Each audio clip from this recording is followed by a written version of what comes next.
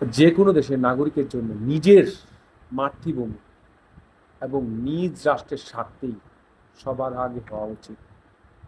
ভূ রাজনীতি, আঞ্চলিক সম্পর্ক কিংবা অন্যান্য দেশের, যেমন ভারত পাকিস্তান মধ্যকার প্রতিযোগিতা, দ্বন্দ্ব ছাপিয়ে নিজ দেশের উন্নয়ন, সার্বভৌমত্ব এবং আত্মমর্যাদাকে সর্বোচ্চ অগ্রাধিকার দেওয়া উচিত।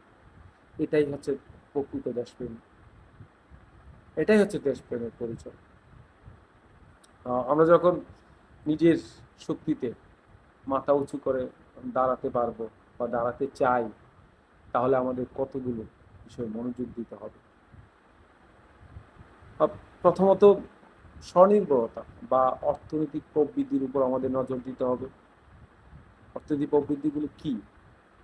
প্রথমত আমাদের রেমিটেন্স, প্রায় 1 কোটি মানুষ বিদেশে থাকে, তাদেরকে প্রশিক্ষণ একটা গুরুত্বপূর্ণ। 1 কোটি থেকে আমাদের 2 কোটি হতে পারে প্রবাসী। পোশাক শিল্পকে আরও বেশি ভালো অবস্থায় নিতে হবে। সরকারি প্যাট্রোনাইজ তাদেরকে করতে হবে, যেগুলো গার্মেন্টস ইতিমধ্যে বন্ধ হয়ে গেছে আওয়ামী লীগ এবং গত ইউনিট সরকারের আমলে, সেগুলোকে খুলে দেওয়ার চেষ্টা করতে হবে। আর উদীয়মান প্রযুক্তি, আইটি সেক্টর ভারতের একটা সবচেয়ে বড় খাত বলতে পারেন, যে আইটি সেক্টরে তাদেরকে টাকা এনে দিচ্ছে। আমাদেরকে সেই দিকে নজর দিতে হবে। তো উদীয়মান খাত আরও কিছু আছে, যেমন চামড়া শিল্প, পাট শিল্প, এগুলোর দিকে আমাদেরকে আরও মনোযোগ দিতে হবে, এগুলোকে শক্তিশালী করতে হবে।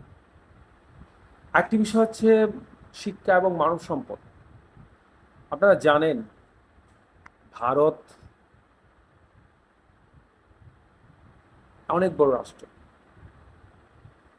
এবং চীন একটা অনেক বড় রাষ্ট্র, কিন্তু ভারত পাকিস্তানের তুলনা করেন চীন অনেক দূর এগিয়ে গেছে, কারণ তাদের শিক্ষা এবং মানব সম্পদ উন্নয়নে তারা অনেক দূর এগিয়ে।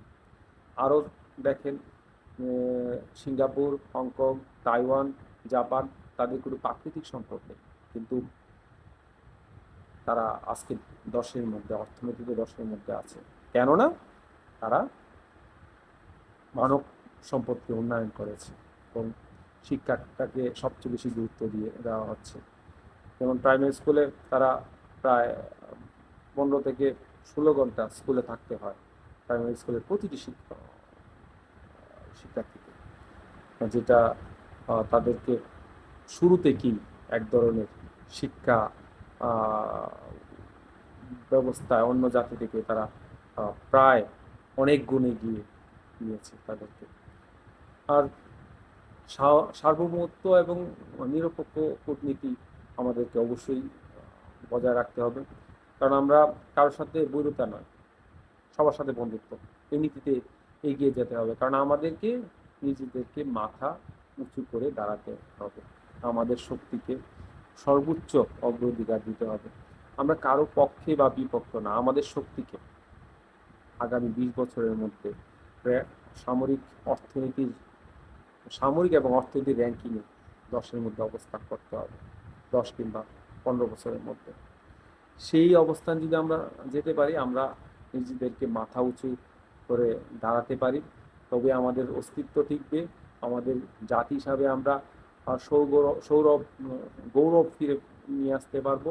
যেমন কোনো একটা সময় পৃথিবীর সবচেয়ে ধনী বাংলায় ছিল এবং বাংলাদেশেই ছিল পৃথিবীর সবচেয়ে ধনী রাষ্ট্র।